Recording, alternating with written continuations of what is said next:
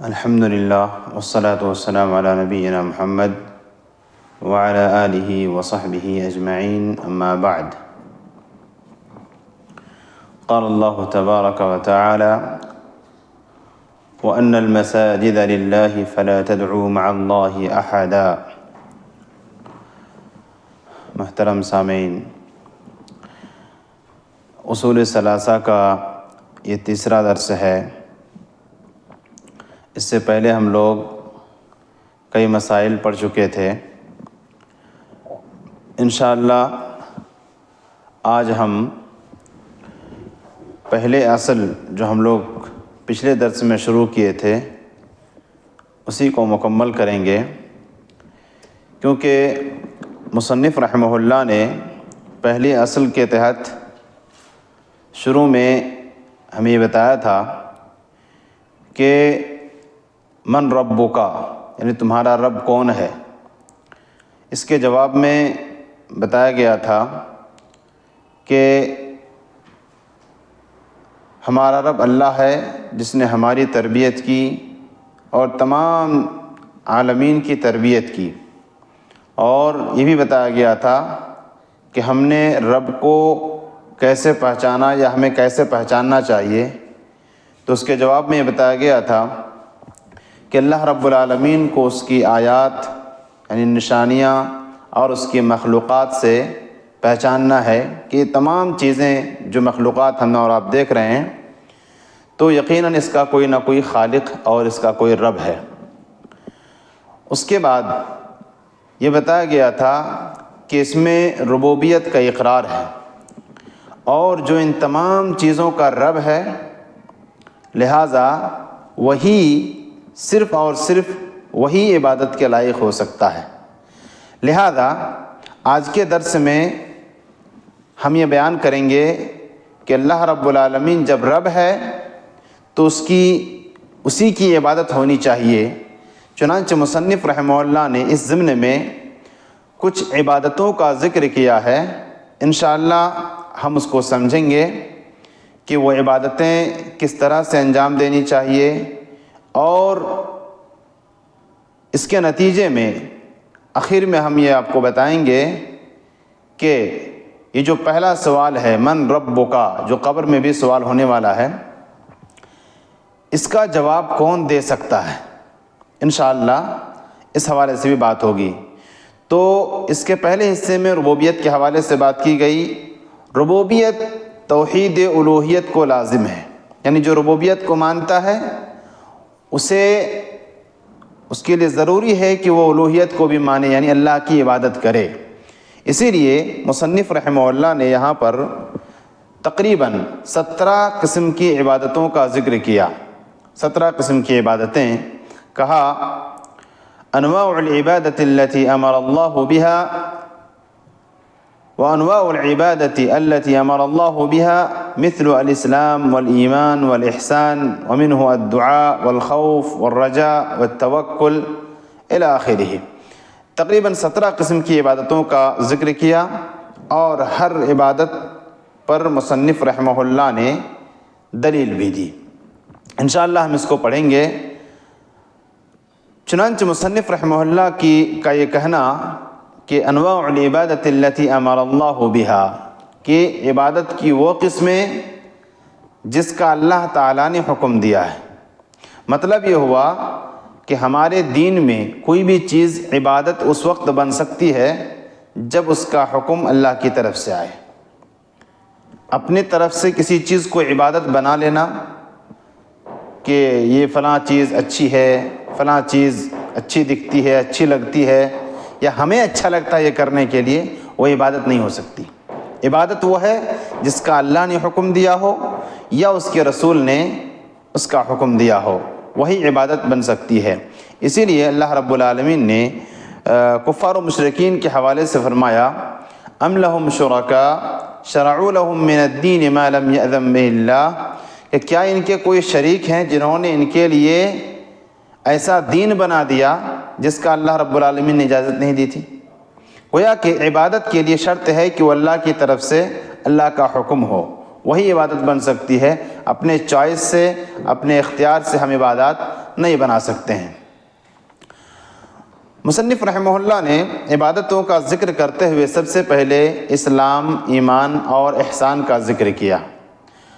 آج کے درس میں ہم اس پر بات نہیں کریں گے، اس لیے کہ اگلا جو درس ہے ہمارا، یعنی دوسری اصل ما دینوں کا، تمہارا دین کیا ہے، اس ضمن میں آلریڈی وہاں پر تفصیل کے ساتھ وہاں پر ان سب کی باتیں آئیں گی، اس لیے ہم اسلام، ایمان اور احسان اس بحث کو اگلے درس کے لیے چھوڑ دیتے ہیں کہ وہاں پر ہم تفصیل سے اس پر بات کریں گے۔ اس کے بعد مصنف رحمہ اللہ نے دعا کا ذکر کیا، کہا کہ دعا یہ تمام عبادتوں کا خلاصہ ہے۔ اب دیکھیے، غور کیجئے، نماز میں ہم اور آپ کیا کرتے ہیں؟ سورہ فاتحہ پڑھتے ہیں، اس سے پہلے اللہم باعث بینی دعائے ثنا پڑھتے ہیں، اس میں بھی دعا ہے۔ سورہ فاتحہ اس میں بھی دعائیں ہیں، اہدنا الصراط المستقیم، اے اللہ تو ہمیں صراط مستقیم کی طرف ہدایت دے، وغیرہ۔ اس کے علاوہ سجدے میں جاتے ہیں تب بھی دعا، رکوع میں جاتے ہیں تب بھی دعا، تشہد میں، یعنی پوری عبادت ہماری دعاؤں سے بھری ہوئی ہے۔ لہٰذا یہ تمام عبادتوں کا خلاصہ ہے دعا۔ اور اب دیکھیں، تمام عبادتوں میں جب غور کریں گے، تمام دعاؤں میں، تو آپ کو ایک چیز نظر آئے گی کہ تمام دعائیں توحید سے بھری ہوئی ہے۔ کوئی بھی ایک ایسی دعا جو یقیناً دعا ہے، ایسا نہیں دکھا سکتے ہیں کہ اس میں توحید نہ ہو۔ یعنی یا تو توحید الوہیت کا ذکر ہوگا، یا تو توحید اسماء و صفات کا ذکر ہوگا، یا توحید ربوبیت کا ذکر ہوگا۔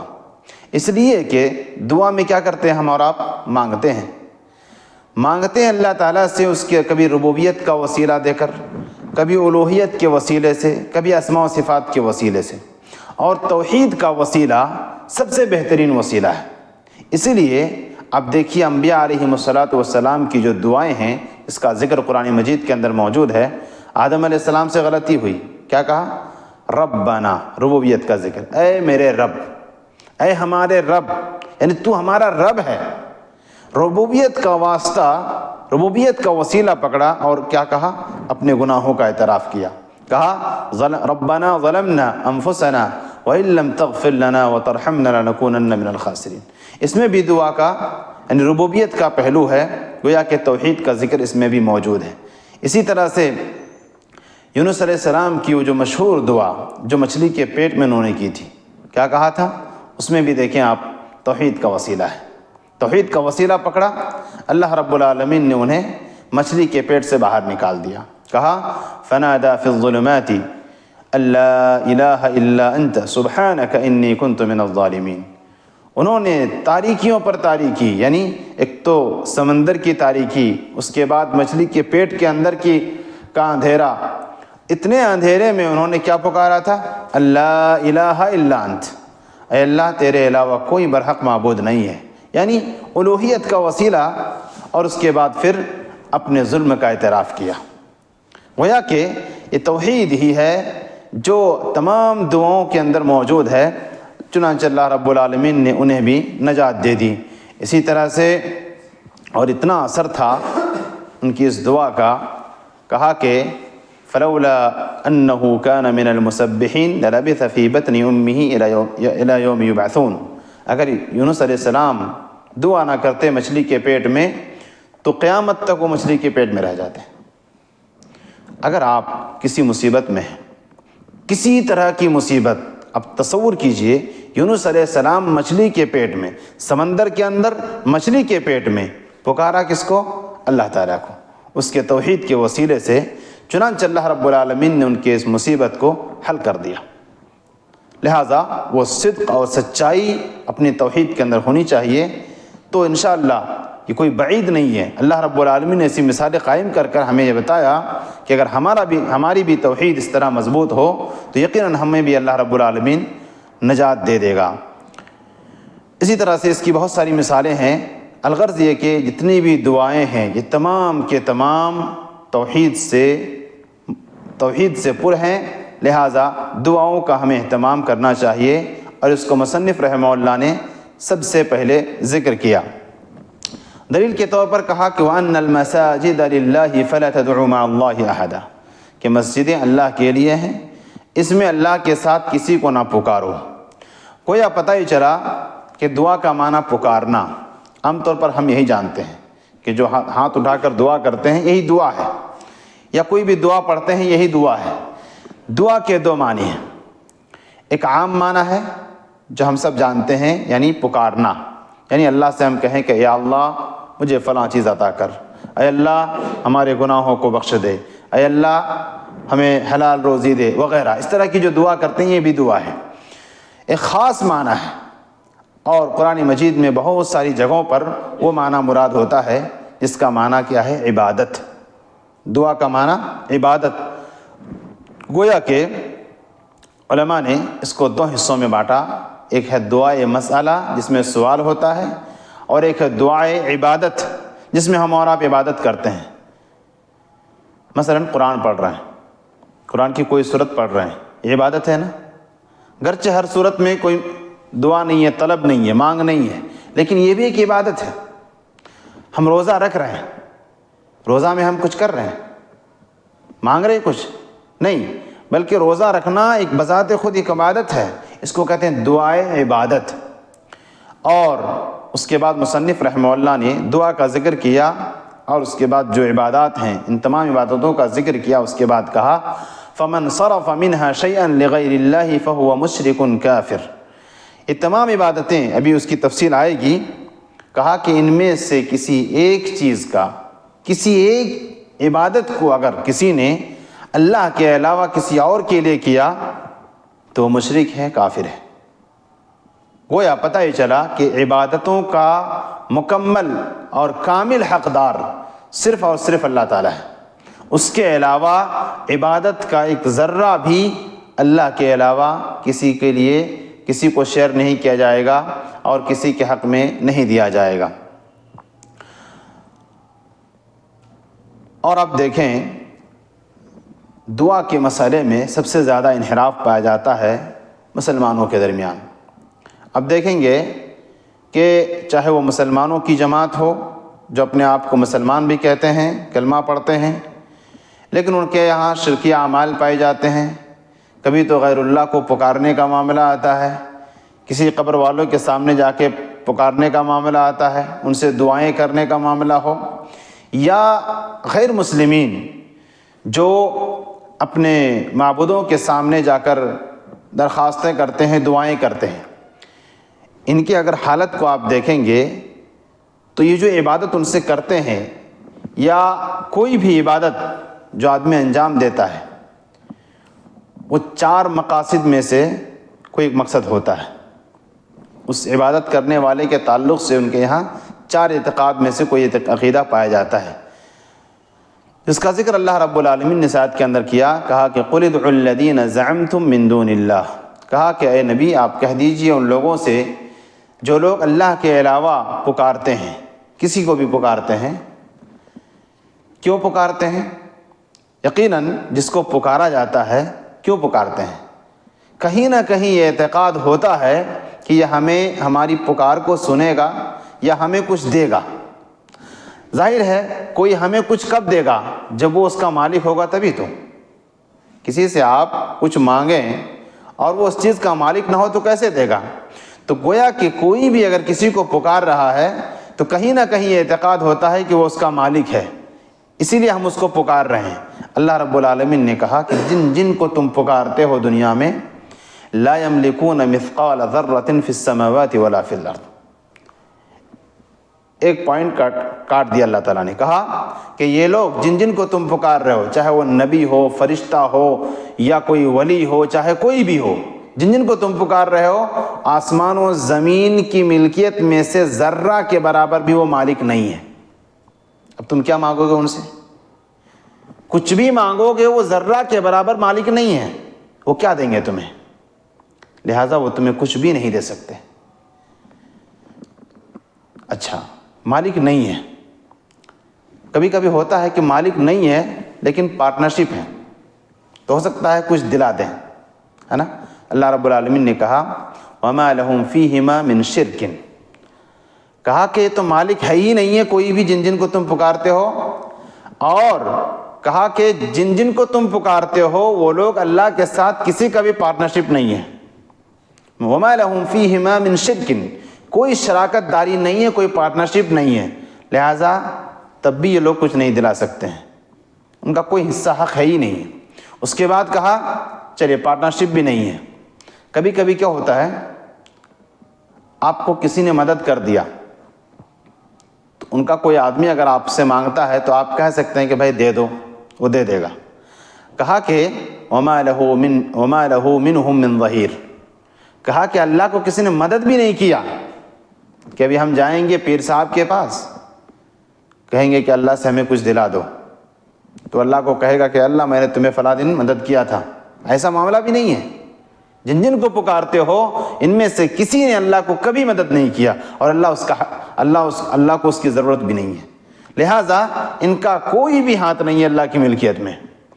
اچھا یہ سب ختم، کچھ بھی مالک نہیں ہے.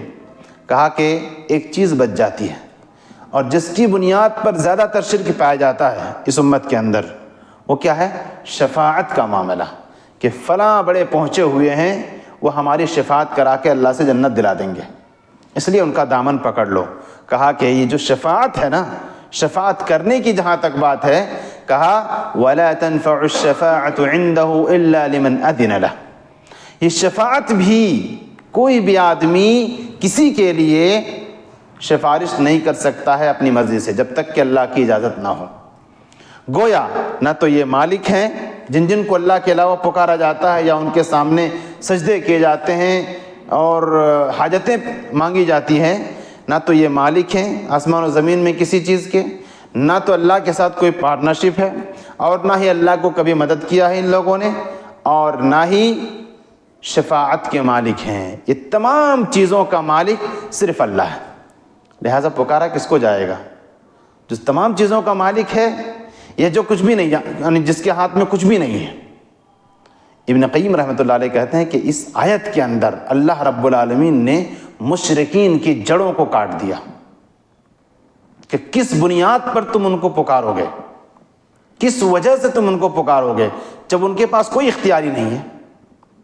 تو اس کے اندر اللہ رب العالمین نے مشرکین کی جڑوں کو کاٹ دیا کہ ان تمام چیزوں کا مالک صرف اللہ رب العالمین کی ذات ہے، لہذا ہر معاملے میں پکارنا ہو تو صرف اللہ کو پکارو. یہ دعا ہے جو کہ عبادت ہے، اور یہ عبادت صرف اللہ کے لیے ہونی چاہیے. اور دیکھیں دعا کے اندر کیا ہوتی ہے، ایک قسم کی محتاجگی ہوتی ہے. جب ایک آدمی اپنے ہاتھ کو اٹھاتا ہے، پریشانی ہوتی ہے، اپنے آپ کو جھکا دیتا ہے، محتاج بنا کر اللہ کے سامنے پیش کرتا ہے، یہ ادا اللہ رب العالمین کو بڑی پسند آتی ہے. اس لیے کہ اللہ رب العالمین خود کہتا ہے وقال ربکم ادعونی استجب لکم، کہ اے میرے بندو، کہا کہ وقال ربکم ادعونی، تمہارا رب یہ کہتا ہے کہ مجھے پکارو، استجب لکم، میں تمہاری دعاؤں کو قبول کروں گا. یہ اللہ تعالیٰ کا وعدہ ہے. لیکن یہ ہے کہ مسلمانوں کی ایک بڑی جماعت اللہ کے علاوہ کسی اور کو پکار رہی ہے. کہا کہ ان الذین یستکبرون عن عبادتی سیدخلون جہنم داخرین. کہا کہ جو لوگ اللہ کو نہیں پکارتے ہیں، کہیں نہ کہیں اس کی وجہ کیا ہے کہ یہ لوگ تکبر اور گھمنڈ میں مبتلا ہیں، اور جو لوگ اللہ تعالیٰ کی عبادت سے منہ موڑ لے گا وہ لوگ جہنم میں داخل ہونے والوں میں سے داخل ہو جائے گا. لہٰذا دعا ایک عظیم عبادت ہے، جبکہ ایک دوسری حدیث کے اندر نبی صلی اللہ علیہ وسلم نے فرمایا الدعاء هو العبادہ، دعا ہی عبادت ہے. لہذا اس عبادت کو ہمیں چاہیے کہ ہم صرف اور صرف اللہ کے لیے صرف کریں. اس کے بعد مصنف رحمہ اللہ نے ایک دوسری عبادت کا ذکر کیا. کہا وَدَلِيلُ الْخَوْفِ قوله تعالى فلا تخافوهم وخافوني إن كنتم مؤمنين. ودليل الرجاء قوله تعالى فمن كان يرجو لقاء ربه فليعمل عملا صالحا ولا يشرك بعبادة ربه أحدا. میں نے دو عبادت کا ذکر کیا یہاں پر. مصنف رحمہ اللہ نے کہا ایک خوف اور ایک رجا. ایک تیسری عبادت جس کا مصنف رحمہ اللہ نے یہاں پر ذکر نہیں کیا، اس کو بھی ایڈ کیا جائے یہاں پر، کہ خوف یعنی ڈر، رجا یعنی امید، اور ایک محبت. یہ 3 عبادت ہیں، یہ تینوں کے تینوں دل کا کام ہے، یہ دل کی عبادت ہے۔ ڈر، رجا یعنی امید اور محبت، یہ تینوں کے تینوں عبادتوں کے ارکان ہیں، عبادت کے ارکان ہیں۔ ہم کوئی بھی عبادت کریں یہ تینوں چیزیں ہماری عبادت کے اندر ہونی چاہیے۔ کیسے؟ مثلا آپ نماز پڑھنے کے لیے آ رہے ہیں، کیوں آ رہے ہیں؟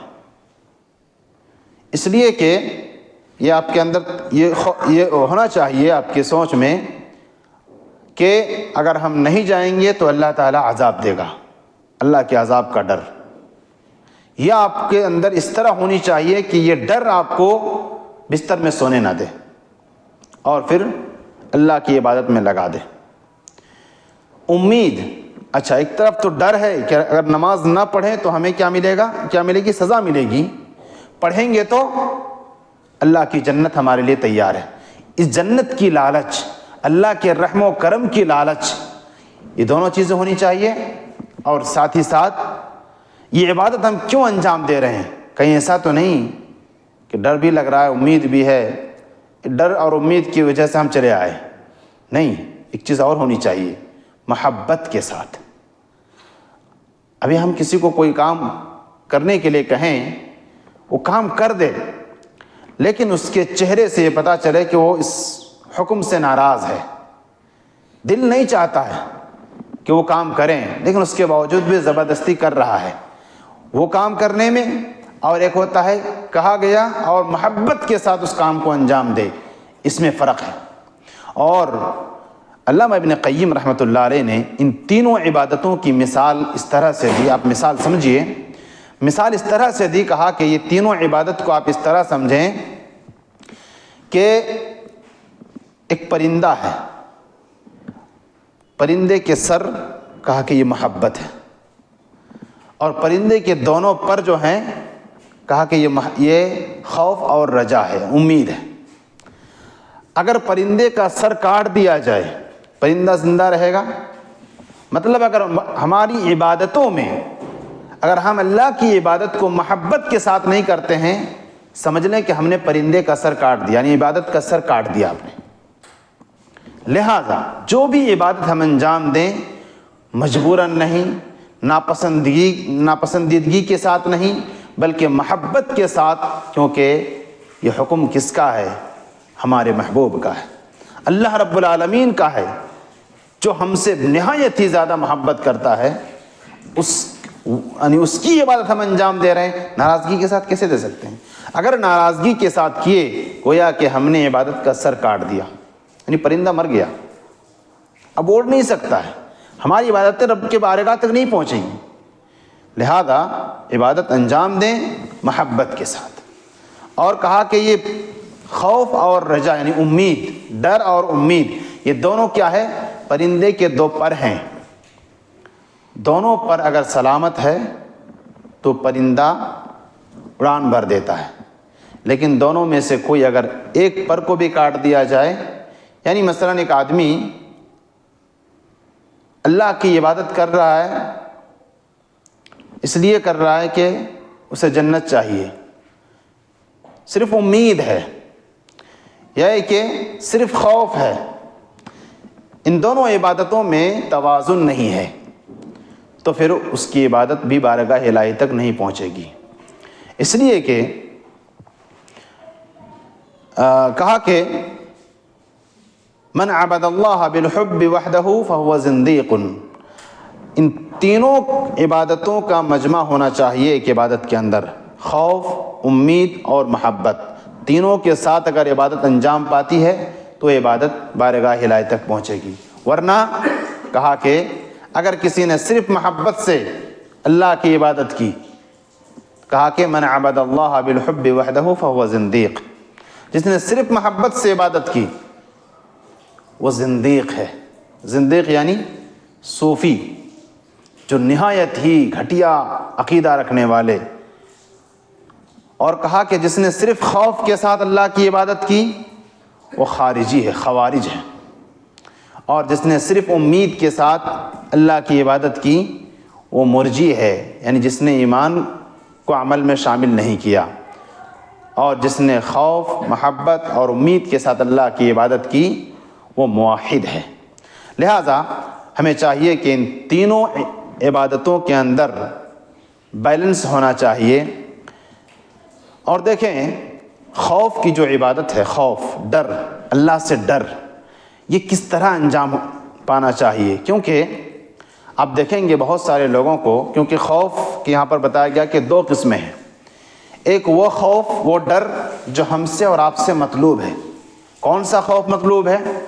ایسا خوف مطلوب ہے کہ آدمی جب اللہ سے ڈرے تو ڈر کر اللہ سے نا امید نہ ہو، بلکہ ڈرے اور پھر وہ اللہ کی عبادت میں لگ جائے۔ یعنی اللہ کا یہ خوف اسے اللہ کی عبادت کرنے پر مجبور کر دے۔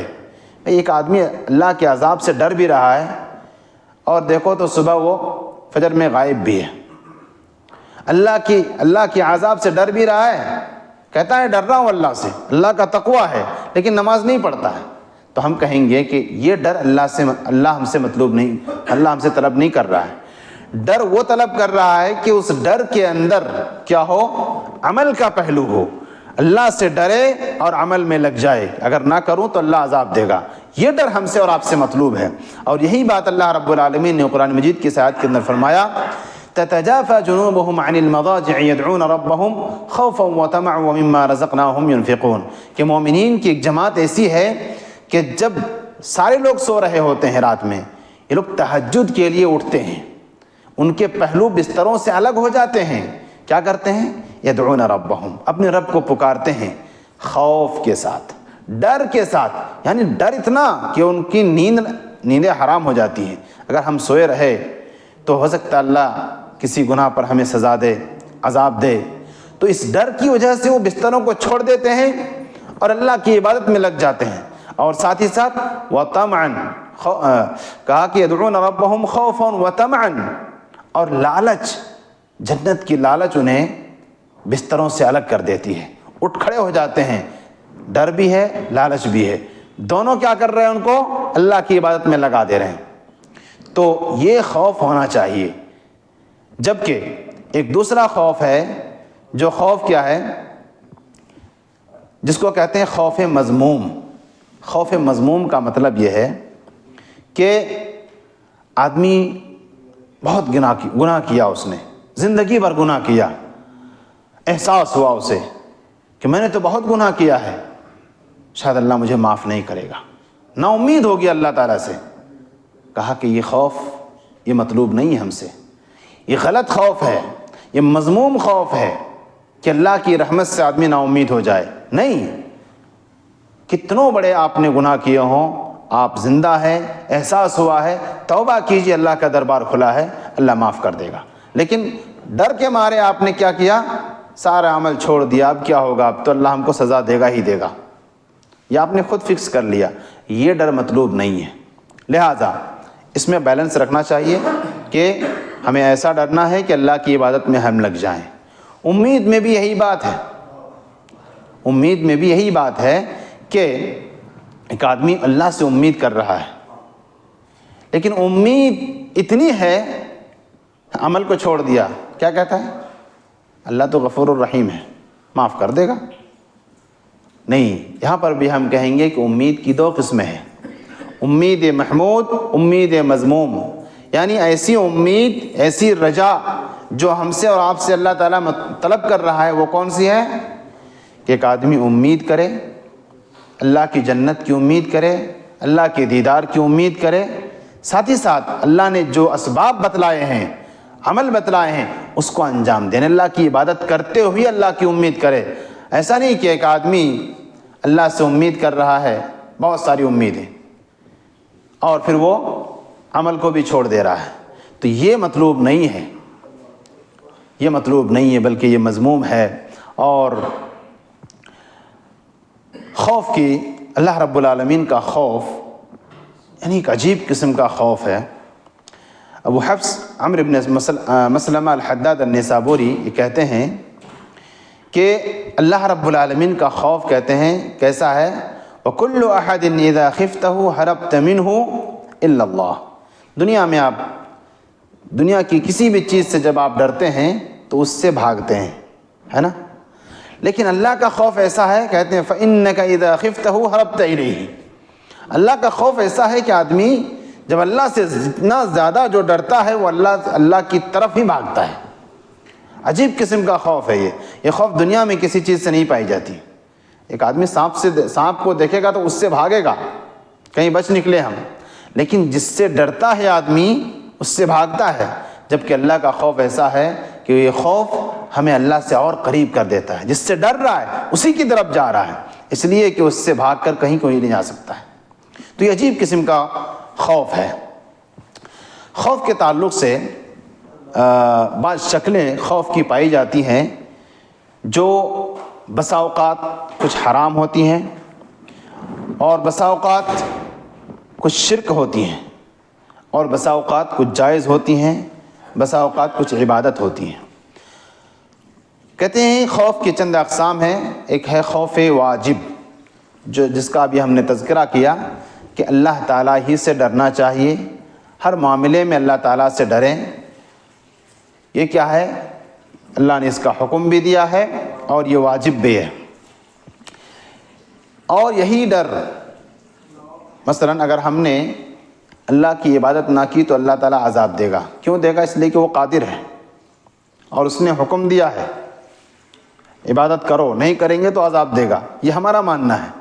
اگر کوئی آدمی یہی ڈر اور یہی خوف کسی مخلوق کے تعلق سے رکھتا ہے، مثلا ایک آدمی یہ عقیدہ رکھتا ہے کہ اگر اس سال ہم نے قبر پر اگر چادر نہ چڑھائی تو یہ جو قبر والے ہیں ہمارے گھر میں مصیبت لے کے آ جائیں گے، ہمارے گھر میں کوئی حادثہ ہو جائے گا، کسی کی روح قبض کر لے گا وغیرہ۔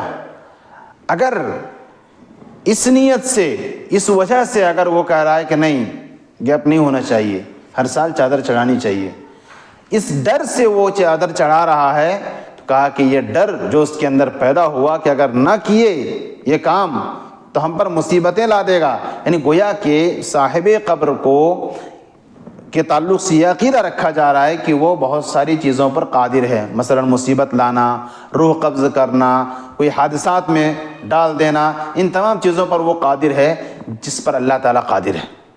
گویا کہ اللہ تعالیٰ کی بعض صفات سے اس کو متصف کیے، تو اس طرح کا ڈر، اس کی وجہ سے اگر کوئی کام انجام ہوتا ہے تو وہ شرک میں مبتلا ہے۔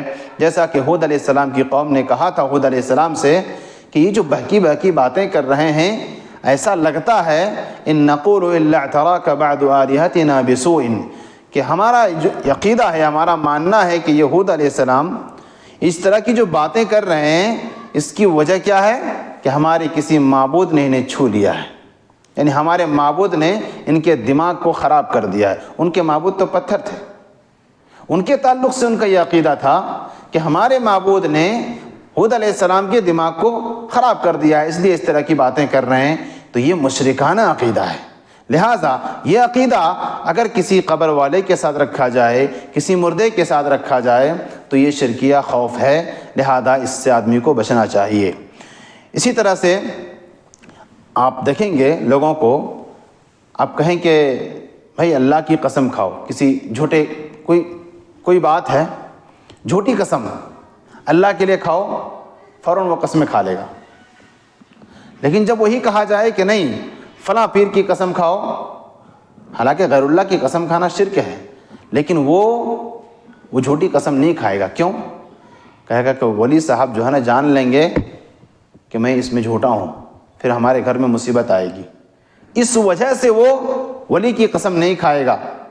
یعنی گویا کہ اس کے دل میں اللہ کی تعظیم سے زیادہ غیر اللہ کی تعظیم ہے، لہٰذا یہ سب شرکیہ خوف ہیں، اس سے بچنا چاہیے۔ اسی طرح سے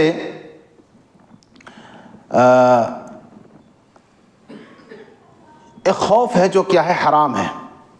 حرام خوف کا ضابطہ یہ ہے کہ آدمی کسی کے ڈر سے کسی واجبات سے رک جائے، کسی واجبات کو چھوڑ دے۔ مثلا جیسا کہ اللہ تبارک و تعالیٰ نے کہا الذین قال لهم الناس ان الناس قد جمعوا لكم فاخشوهم فزادهم ایمانا، کہا کہ کفار و مشرکین میں سے بعض لوگوں نے مسلمانوں کو ڈرایا، کہا کہ تم لوگ کیسے لڑنے جاؤ گے؟ تمہارے مقابلے میں تو کفار بہت زیادہ ہیں، ڈرایا لوگوں کو۔ کیا ہوا؟ مومنوں کا ایمان زیادہ ہو گیا۔ اگر اس ڈرانے کی وجہ سے مسلمان ڈر جاتے تو جہاد کر پاتے، اور جہاد کرنا اس وقت کیا تھا؟ واجب تھا۔ لہذا ایک واجب کام سے یہ لوگ رک جاتے اگر ان لوگوں سے ڈر جاتے تو اسی طرح سے کسی انسان کے خوف سے اگر کوئی واجبات سے رک جاتا ہے، حرام کو کر لیتا ہے، تو یہ ڈر کیا ہے؟ حرام ہے۔ اسی طرح سے ایک خوف اور ڈر پایا جاتا ہے جو فطری ڈر ہے، مثلا شیر سے ڈرنا، سانپ آ گیا سانپ سے ڈرنا، یا یہ کہ کسی طرح کی وبا آ گئی، کوئی آدمی آگ سے ڈرتا ہے۔ یہ تمام جو ڈر ہیں، اب کوئی کہہ سکتا ہے آپ سے کہ خوف عبادت ہے، تو آپ کیوں سانپ سے ڈرتے ہو؟ آپ کیوں فلاں سے ڈرتے ہو؟ تو ہم کہیں گے کہ یہ خوف طبیعی ہے، فطری ڈر ہے، جو کہ جائز ہے، اس میں شرک کا کوئی شائبہ نہیں ہے، کیونکہ یہ انبیاء کے تعلق سے بھی اللہ تعالیٰ نے اس طرح کی چیزوں کا اظہار کیا۔ موسیٰ علیہ السلام کے تعلق سے کہا کہ فخرج منہا خائفا یترقب، موسیٰ علیہ السلام ڈرتے ہوئے نکل گئے۔ وہ جو ایک آدمی کو مار دیا تھا تو فرعون کی جماعت ان کو پکڑنے کے لیے ڈھونڈ رہی تھی، تو وہ ڈرتے ہوئے جو ہے نا وہاں سے بھاگ گئے۔ تو یہ فطری ڈر تھے، فطری خوف تھا، اس میں کوئی حرج نہیں ہے۔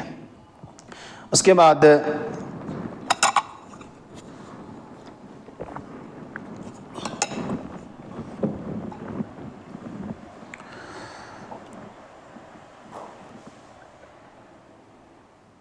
اللہ کا خوف جو ہوگا یہ با اثر ہونا چاہیے، اس کا ہماری زندگی میں اثر ہونا چاہیے، نہ کہ اللہ کے ڈر سے ہم نا امید ہو جائیں، ایسا نہیں ہونا چاہیے۔ اس کے بعد امید کے حوالے سے بھی بات ہوئی۔ تیسرا رکن جو ہم نے کہا تھا آپ کو، محبت، خوف، امید اور محبت۔ دیکھیے محبت ہماری عبادتوں میں ایک رکن ہے۔ میں نے کہا کہ کوئی بھی عبادت انجام دے اللہ تعالیٰ کے لیے تو محبت کے ساتھ انجام دے، ناراضگی کے ساتھ نہیں، مجبور ہو کر کے نہیں، کیونکہ محبت جب تک نہیں ہوگی بہت سارے کام ہم اور آپ انجام نہیں دے سکتے ہیں۔ مثلا ایک آدمی 50 سال 60 سال نماز پڑھتا ہے، 5 وقت کی نماز پڑھتا ہے۔ ایک آدمی تہجد میں اٹھتا ہے، کیا لگتا ہے آپ کو کہ ایسے اٹھ جاتا ہے؟ یقیناً اللہ کی محبت انہیں اٹھاتی ہے، کیونکہ محبت اگر نہ ہو تو ہم بہت سارے کام انجام نہیں دے سکتے ہیں۔ دیکھیے جنگ بدر میں جب مسلمانوں کو کچھ قیدی ہاتھ لگے کافروں میں سے، عمر رضی اللہ تعالیٰ عنہ سے مشورہ جب لیا گیا، کیا فیصلہ کیا انہوں نے؟ کہا کہ سب کو قتل کیا جائے، اور اتنا ہی نہیں بلکہ کہا کہ جس کا رشتہ دار مسلمان ہے ان کو تلوار دی جائے اور اپنے رشتہ دار کو وہ کیا کرے؟ قتل کرے۔ یہ فیصلہ اس وقت ہو پائے گا جب اللہ اور اس کے رسول کی محبت ایک انسان کے دل میں رشتہ داروں سے بھی زیادہ ہو۔ اور اسی لیے اب دیکھیں وہ جو واقعہ آپ نے سنا ہوگا بارہا کہ ایک صحابی عمیر ابن الحمام ابن الجموع الانصاری السلمی البدری، یہ بدری صحابی ہیں، کھجور کھا رہے تھے، نبی صلی اللہ علیہ وسلم بشارت سنا رہے تھے کہ جو اس جنگ میں لڑے گا شہید ہوگا اس کے لیے جنت ہے۔ کہا کیا صحیح بات ہے، ایسا ہی ہے؟ نبی صلی اللہ علیہ وسلم نے کہا کہ ہاں۔ انہوں نے کیا کیا؟ کھجور پھینک دیا، اور کیا کہا؟ میدان میں جا کر کود گئے، جنگ میں لڑتے ہوئے شہید ہو گئے۔ اتنی جلدی اتنا بڑا فیصلہ لینا، سبحان اللہ، یہ محبت ہی کے نتیجے میں ہو سکتا ہے کہ ایک آدمی کے دل میں جنت کی محبت، اللہ رب العالمین سے ملاقات کی محبت، اپنے دین سے محبت، اپنے رشتہ داروں سے بھی زیادہ ہونی چاہیے، تبھی جا کر یہ کام انجام پا سکتا ہے۔ اور نبی صلی اللہ علیہ وسلم نے کہا کہ اس طرح کے کام وہی شخص انجام دے سکتا ہے جس نے ایمان کی مٹھاس کو چکھ لیا ہے۔ اور ایمان کی مٹھاس کس نے چکھا ہے؟ ان یکون اللہ ورسولہ احب الیہ مما سواہما، جس کے دل میں اللہ اور اس کے رسول کی محبت دنیا کی تمام چیزوں سے زیادہ ہے، وہی یہ کام کر سکتا ہے۔ کیونکہ یہ کام اللہ کے لیے تھا. وہ کود گئے جنگ میں, شہید ہو گئے. اگر اللہ کی محبت اتنی زیادہ نہیں ہوتی وہ ہرگز کود نہیں سکتے میدان میں. اپنی جان کی بات کہتے گھر سے مشورہ کر کے آؤں گا, نہیں, کسی کی پرواہ کیے بغیر وہ جنگ میں چلے گئے اور پھر شہید ہو گئے. خلاصہ کلام ان تینوں عبادتوں کا یہ ہے کہ ان تینوں عبادتوں کے اندر ہمیں توازن برقرار رکھنا ہے.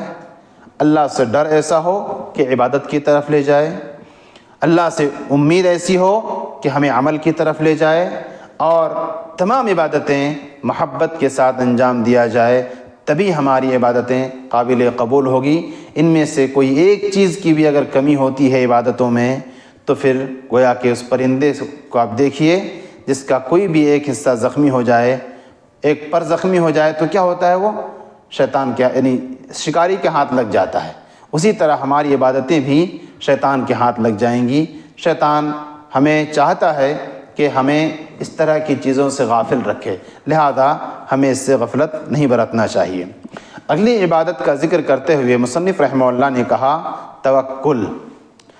ودلیل التوکل قوله تعالی وعلی اللہ فتوکلوا ان کنتم مؤمنین. اللہ ہی پر بھروسہ کرو اگر تم مومن ہو. یہ بھروسہ کرنا, توکل کرنا کیا ہے؟ یہ ایک عبادت ہے. توکل کا صحیح مفہوم اگر دیکھا جائے تو یہ ہے کہ اسباب کو اختیار کرنے کے ساتھ ساتھ اللہ پر بھروسہ کیا جائے.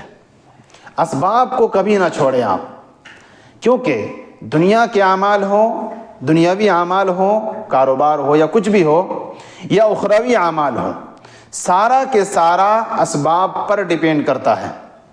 دو چیز آپ سمجھیے, ایک ہے صرف اللہ پر بھروسہ کر لینا, اسباب کو چھوڑ دینا, یہ بھی غلط ہے. صرف اسباب پر بھروسہ کر لینا اور اللہ تعالیٰ کی طرف توجہ نہ دینا, یہ دونوں غلط ہے. اس لیے کہ آپ دیکھیے ہم اپنی زندگی میں بہت سارے اسباب ہم اپناتے ہیں, لیکن ضروری ہے کہ ہم اس میں کامیاب بھی ہیں. مثلا بہت سارے لوگوں کو آپ جانتے ہیں جن کی شادی ہوتی ہے, بچے نہیں ہیں, کاروبار کرتا ہے, برکت نہیں ہے, محنت کرتا ہے, برکت نہیں ہے, علاج کرتا ہے, بیماری ٹھیک نہیں ہوتی, اسباب تو اپنا رہا ہے, اس کے باوجود نتیجہ نہیں ہے. تو اسباب پر مکمل توکل کرنا کہ میں نے تو اسباب اختیار کیا, اب ملنا ہی ملنا ہے, ضروری نہیں ہے, غلط ہے یہ. صرف اللہ پر بھروسہ کر لیے, اسباب چھوڑ دیے, یہ بھی غلط ہے. یہ صوفیانہ عقیدہ ہے, یہ صوفیانہ عقیدہ ہے. وہ صحابی جب آئے تھے کہا کہ یا رسول اللہ میں اونٹ کو باندھوں اس کے بعد اللہ پر بھروسہ کروں, یا اونٹ کو چھوڑ دوں اور اللہ پر بھروسہ کروں؟ کہا کہ اونٹ کو باندھو اس کے بعد اللہ پر بھروسہ کرو. اور نبی صلی اللہ علیہ وسلم نے اسی کی ایک مثال دیتے ہوئے فرمایا, کیونکہ یہ عقیدہ بہت سارے لوگ یہ کہتے ہیں کہ ہم تو اللہ پر بھروسہ کرتے ہیں, کہاں اللہ دیتا ہے ہم کو؟ اللہ پر بھروسہ کرنا ہے اور ساتھ میں کام بھی کرنا ہے, تب جا کر یہ توکل کا مفہوم صحیح نکلے گا. صرف بھروسہ کر لینا, اسباب کو چھوڑ دینا, یہ توکل کے خلاف ہے. نبی صلی اللہ علیہ وسلم نے کہا لو انکم کنتم تتوکلون علی اللہ حق توکلہ لرزقکم کما یرزق الطیر تغدو خماصا وتروح بطانا. کہا کہ اگر تم لوگ پرندوں کی طرح بھروسہ کر لو تو اللہ تمہیں روزی دے گا. کیسے؟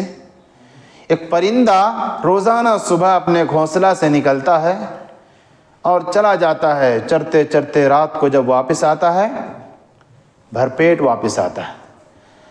یہاں جو بتایا گیا کہ توکل کو سمجھنے کے لیے یہ مثال ہے. نبی صلی اللہ علیہ وسلم نے فرمایا کہ بھروسہ ایسا کرو اسباب اختیار کرنے کے ساتھ, کیونکہ وہ پرندہ جو ہے اس کے بارے میں کیا کہا, وہ گھونسلے سے نکلتا ہے, چرتا ہے, پھر اس کے بعد واپس آ کر بھرپیٹ آتا ہے. تو ہمیں بھی گھونسلے میں بیٹھ کر ہی اللہ پر بھروسہ نہیں کرنا ہے, جیسا کہ صوفی حضرات کرتے ہیں.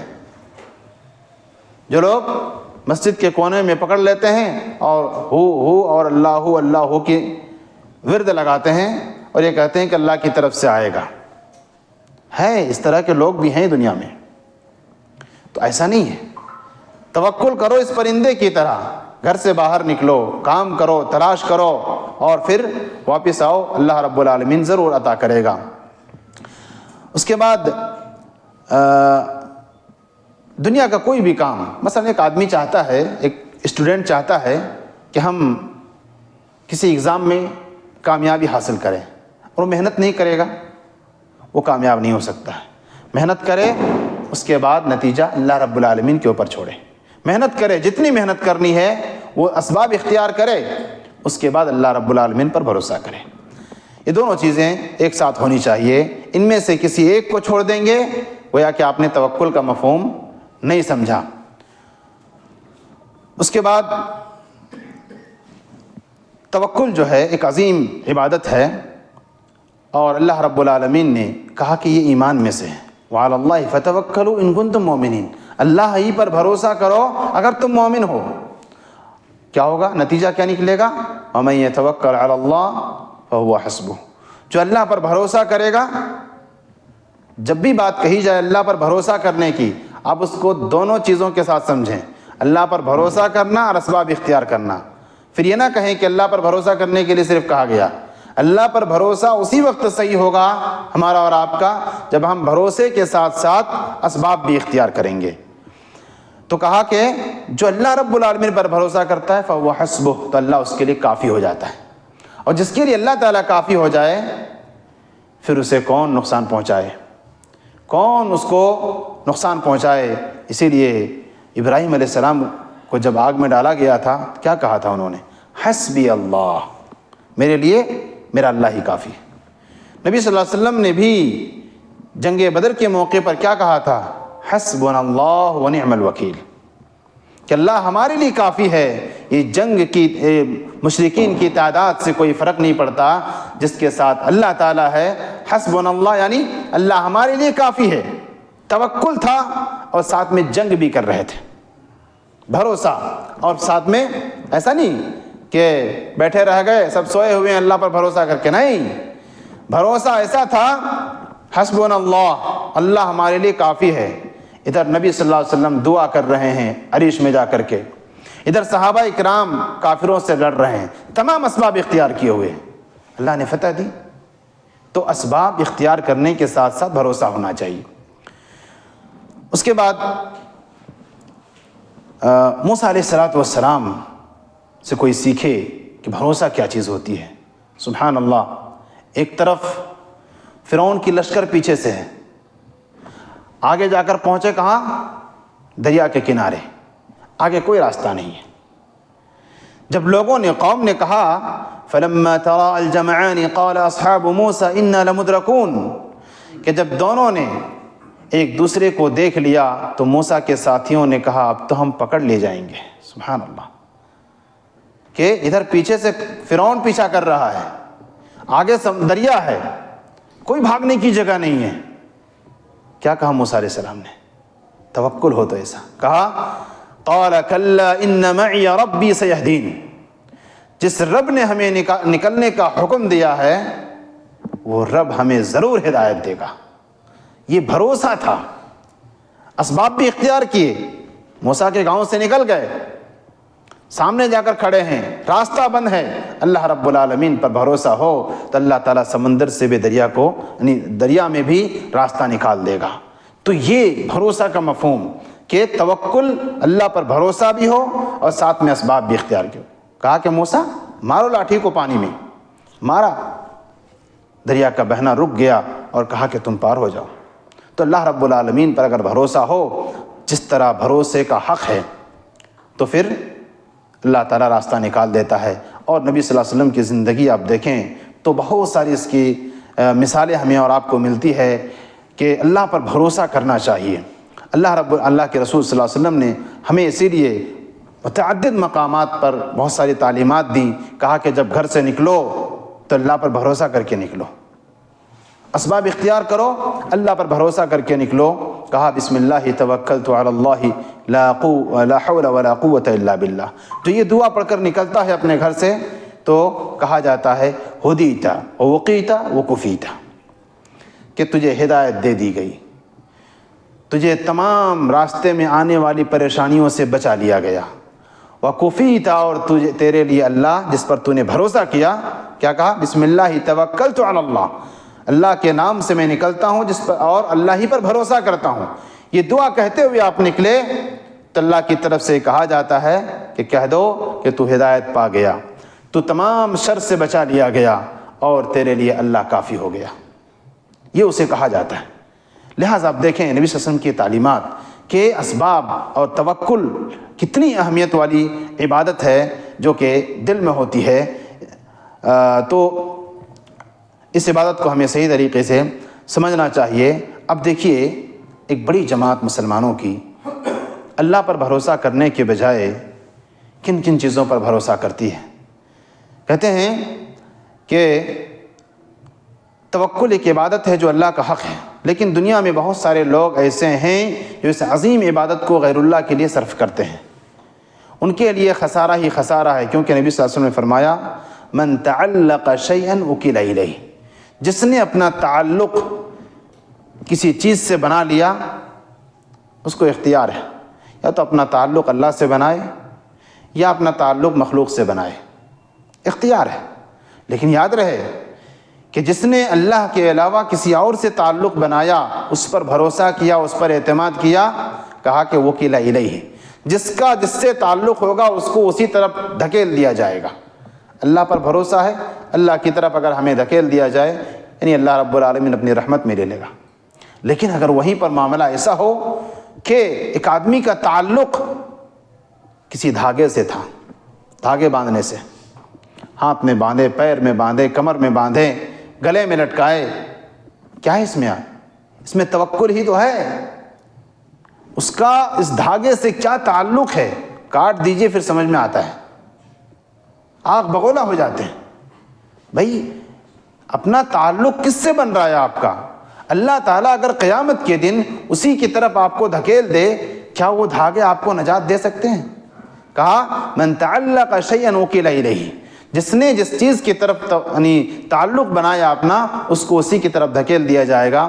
اب بتائیں کہ جس شخص نے کوئی چیز لٹکایا اسے اسی کی طرف دھکیل دیا جائے گا۔ اب ایک آدمی ہاتھ میں، گلے میں، کمر میں دھاگے باندھے اور اسی پر اس کا سارا توکل ہو، تو اس آدمی کی نجات کیسے ممکن ہے؟ وہ دھاگا اسے کیا کر سکتا ہے؟ کیونکہ اللہ تعالیٰ اسے اسی دھاگے کی طرف دھکیل دے گا کہ جاؤ، جس دھاگے پر تمہارا توکل تھا اگر وہ تمہیں جہنم سے بچا دے تو بچ جاؤ۔ ظاہر ہے ایک دھاگا ایک انسان کو جہنم سے بچا نہیں سکتا ہے، لہٰذا بھروسہ ایسی چیز پر کریں کہ اگر اللہ تعالیٰ اس کی طرف ہمیں دھکیل دے تو ہم نجات پا جائیں، اور یقیناً وہ اللہ رب العالمین پر بھروسہ ہے، وہی ہمیں نجات دلا سکتا ہے۔ لہذا توکل کو اس مفہوم میں سمجھیں۔ اسی طرح سے آگے اور مصنف رحمہ اللہ نے 3 عبادتوں کا ذکر کیا، رغبت، رہبت اور خشوع۔ رغبت کا معنی خواہش، ابھی ہم نے رجا امید پڑھی، ایک ہوتا امید، جس چیز کی امید ہو، مثلا جنت کی امید ہے تو اس کے لیے جو کوشش ہوتی ہے نا، اس کو رغبت کہتے ہیں۔ اور رہبت یعنی خوف، جس کے بارے میں ابھی ہم لوگ پڑھے، ان میں کوئی فرق نہیں ہے۔ اسی طرح سے خشوع، خشوع کا معنی کہتے ہیں کہ خشوع کا معنی ہوتا ہے سکون اور اطمینان۔ ایک آدمی جب کوئی عبادت کرے تو اطمینان کے ساتھ کرے، اور اس کے ساتھ ساتھ ایک اور لفظ بولا جاتا ہے، خشوع خضوع کے ساتھ نماز پڑھو، بولتے ہیں نا، خشوع خضوع کے ساتھ نماز پڑھو۔ خشوع دل کے اطمینان اور میلان کا نام ہے، اور خضوع جسم کو جھکانے کا نام ہے، یعنی دلی اعتبار سے ایک آدمی اپنے آپ کو اللہ کے حوالے سرنڈر کر دے، دل کی کیفیت جب ہو تو اسے خشوع کہا جاتا ہے۔ ظاہر ایک آدمی جب خشوع اطمینان کے ساتھ نماز پڑھے گا اس کی کیفیت کیا ہوگی؟ گویا کہ اس نے اپنے آپ کو اللہ کے حوالے کر دیا، اور جب وہ جھکتا ہے، سجدے میں جھکتا ہے، رکوع میں جھکتا ہے، یہ کیا ہے؟ اس کی خضوع والی کیفیت ہے۔ تو خشوع اور خضوع کے ساتھ اللہ رب العالمین کی عبادت ہونی چاہیے۔ اس کے بعد ایک اور عبادت کا ذکر کیا، کہا کہ دلیل الخشیہ قولہ تعالی فلا تخشوہم واخشونی۔ خشیت اس کا معنی بھی ڈر ہے، لیکن ابھی ہم نے بتایا خوف، اور ابھی یہاں کیا ہے؟ خشیت۔ دونوں میں تھوڑا سا فرق ہے۔ کہتے ہیں کہ خوف کی مثال یہ ہے، اس میں اس طرح کا ڈر ہوتا ہے، مثلا آپ فلاں آدمی سے ڈر رہے ہیں لیکن ان کے بارے میں آپ نہیں جانتے ہیں کہ وہ مجھ پر غالب ہے یا نہیں ہے، وہ مجھے ہرا سکتا ہے یا نہیں ہرا سکتا ہے، اس کی طاقت کا آپ کو اندازہ نہیں ہے، ایسا ہوتا ہے۔ جبکہ خشیت جو ہوتی ہے، اللہ رب العالمین نے خشیت کو علماء کے ساتھ جوڑا، کہا انما یخشی اللہ من عبادہ العلماء، اللہ سے جو خشیت ہوتی ہے نا، وہ علماء اس خشیت اور اس ڈر کے حقدار ہوتے ہیں، کیونکہ وہ اللہ کے بارے میں سب سے زیادہ جانتے ہیں۔ تو جو جتنا اللہ کی قدرت کے بارے میں جانے گا اور ڈرے گا، گویا کہ اس کے اندر خشیت ہے۔ لہٰذا اس کے جتنے مسائل ہیں وہ سب خوف والے مسائل فٹ ہوں گے کہ اللہ تعالیٰ سے ویسے ڈرا جائے جس طرح سے اس سے ڈرنے کا حق ہے، یعنی ڈرنے کا حق یہی ہے کہ اللہ سے ڈرے اور اللہ سے امید رکھے اور ڈرے اس طرح کہ اللہ کی عبادت میں اس کو لگا دے۔ اس کے بعد کہا وَدَلِيلُ الْإِنَابَةِ، انابہ کہتے ہیں پلٹنے کو، وَأَنِيبُوا إِلَىٰ رَبِّكُمْ وَأَسْلِمُوا لَهُ، اپنے رب کی طرف پلٹ جاؤ اور اس کے لیے اپنے آپ کو سر خم تسلیم کر دو۔ یہ ایک عبادت ہے، ایک کیفیت ہے۔ ظاہر ہے یہ کیفیت کب ہوتی ہے؟ جب انسان گناہوں سے لت پت ہو جاتا ہے، اللہ رب العالمین سے دور چلا جاتا ہے، اسے احساس ہوتا ہے تو اللہ کی طرف پلٹتا ہے۔ تو اس پلٹنے کو کبھی توبہ کہا جاتا ہے اور کبھی انابت کہا جاتا ہے۔ لہٰذا انابت کا معنی پلٹنے کے ہیں، یہاں انابت کا معنی یہ ہوگا کہ اطاعت اور فرما برداری کے ساتھ اور معصیت گناہوں سے اجتناب کرتے ہوئے اللہ کی طرف پلٹنا۔ پلٹنا تو ہوتا ہی ہے کہ آدمی بہت دور چلا جا چکا ہے، اب وہ اللہ کی فرما برداری پر آ رہا ہے، گناہوں کو چھوڑ رہا ہے، اس کیفیت کا نام کیا ہے؟ پلٹنا ہے۔ لہٰذا یہ پلٹنا اللہ کے لیے ہو، کسی دنیاوی لالچ کی وجہ سے نہ ہو۔ کسی نے آپ کو کہا کہ ہم پیسے دیں گے آپ نماز پڑھو، اس وجہ سے نہ ہو۔ یہ پلٹنا بھی ہو تو صرف اللہ کے لیے ہو، گناہوں کو چھوڑنا ہو تو یہ بھی اللہ کے لیے ہو، کسی دنیاوی لالچ کی وجہ سے نہ ہو، ورنہ اس میں آپ مخلص نہیں ہیں۔